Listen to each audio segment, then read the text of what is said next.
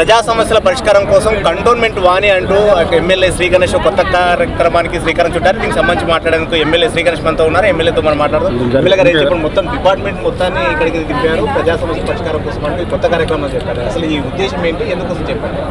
ఈ కంటోన్మెంట్ వాణి అనే కార్యక్రమం తీసుకోవడానికి ముఖ్య కారణం ఏంటంటే ఈ యొక్క కంటోన్మెంట్ కాన్స్టిట్యున్సీ వచ్చేసి 90% ఏంటంటే కంటోన్మెంట్ బోర్డు అధీనంలో ఉంటుంది.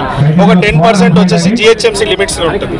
ఇక్కడ ఏదైనా కూడా సిస్టమ్ వర్క్ చేయాలంటే సిఓ గారు కంటోన్మెంట్ బోర్డు సిఓ గారు చేయాలి. నా దగ్గరికి వచ్చి ఎవరైనా రిప్రజెంటేషన్ ఇస్తే మళ్ళీ నేను వారికి చెప్పడం అన్ని పని జాప్యం జరుగుతుంది. ప్లస్ ఇదే కాకుండా జనరల్గా రెగ్యులర్గా కూడా వారిని కలుస్తుంటారు కాబట్టి నన్ను కలిసే వాళ్ళు అన్నీ వారిని కలుస్తున్నారు.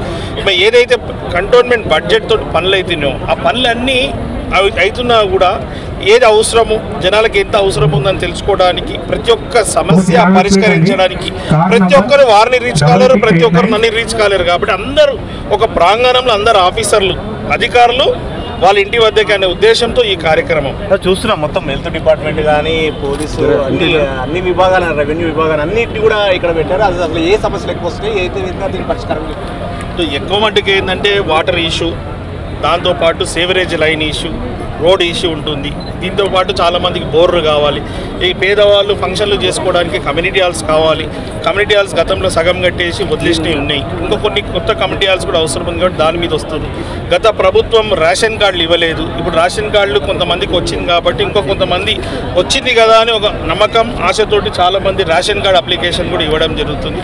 అదే మాదిరిగా గతంలో కూడా ఇక్కడ డబుల్ బెడ్రూమ్లు అవసరం ఉంటే అవసరం ఉన్నంత కట్టలే కాబట్టి రాలే కాబట్టి అందరూ ఇప్పుడు మన కాంగ్రెస్ ప్రభుత్వం ఇందిరమ్మ ఇల్లులు కడుతుంది కాబట్టి ఆ ఇందిరమ్మ ఇల్లుల గురించి కూడా అప్లికేషన్ చేయడం జరిగింది. అంటే ఇప్పుడు మీరు ఈరోజు ఈ కార్యక్రమం చెప్పారు. వాస్తవానికి ప్రజాభవన్లో కూడా ఈ కార్యక్రమం నడుస్తుంది, అదేవిధంగా గాంధీ భవన్లో కూడా ఎవ్రీడే నడుస్తుంది.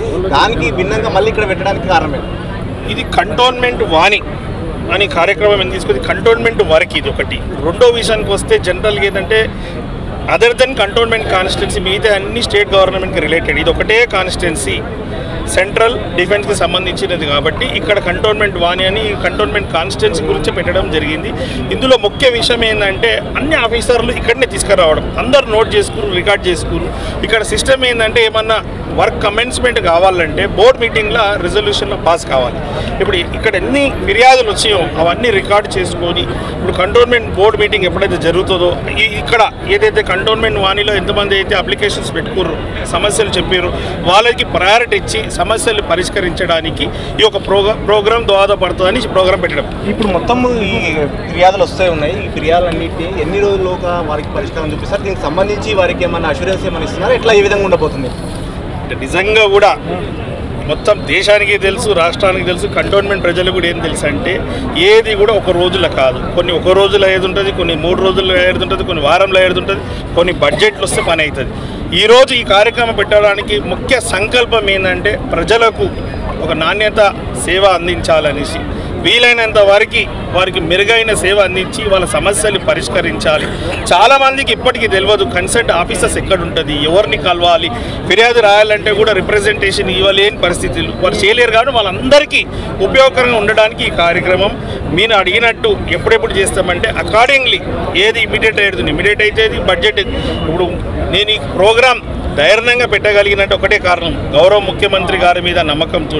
వారు ఇక్కడ ఎంపీగా ఉండే మల్కాజ్గిరి ఎంపీగా ఉండే కాబట్టి వారికి స్థానిక పరిస్థితి పూర్తిగా అవగాహన ఉంది.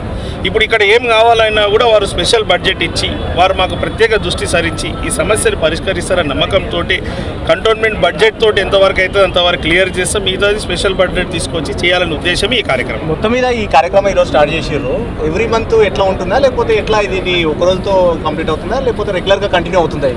ఇది ప్రతి నెల 10వ తారీఖు నాడు వార్డుల వైజ్గా ఇది పెడతాము. ఇది వార్డుల వైజ్ మామూలుగా సెంటర్లో పెడతారు. ఎవరైనా సెంటర్లో పెడితే ఏంటంటే అన్ని మూలలకి వెళ్ళి రావాలి.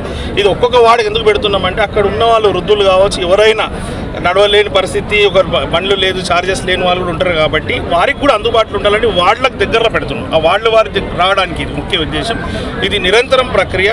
ప్రతి నెల 10వ తారీఖు నాడు వార్డు టూర్ ఉంటుంది. దాని తర్వాత వార్డు 8 పోతున్నాం. 3వ సారి వార్డు 8 పోయి ఎక్కడెక్కడ ఈ క్యాంపులు ఆర్గనైజ్ చేసి మ్యాక్సిమం సమస్యలు పరిష్కరిస్తాం. Okay, right. ఇది మొత్తం మీద ఎమ్మెల్యే చెప్తున్నది. ఇది ప్రతి నెల 10వ తారీఖున ఖచ్చితంగా ఈ కార్యక్రమం కంటోన్మెంట్ వాణి అంటూ కొత్త కార్యక్రమం అయితే ఎమ్మెల్యే శ్రీ గణేష్ తీసుకున్నారు. ఇది ఖచ్చితంగా అన్ని నియోజకవర్గంలోని అన్ని వార్డులు కవర్ అయ్యేటట్టుగా కూడా చేసి ఇక్కడ ప్రజా సమస్యలకు సంబంధించిన వాటి అన్నిటి కూడా పరిష్కారం చేసే దిశగా అడుగులేస్తామని చెప్తున్నారు ఎమ్మెల్యే. రవీందర్తో ప్రతాప్, NTV కంటోన్మెంట్.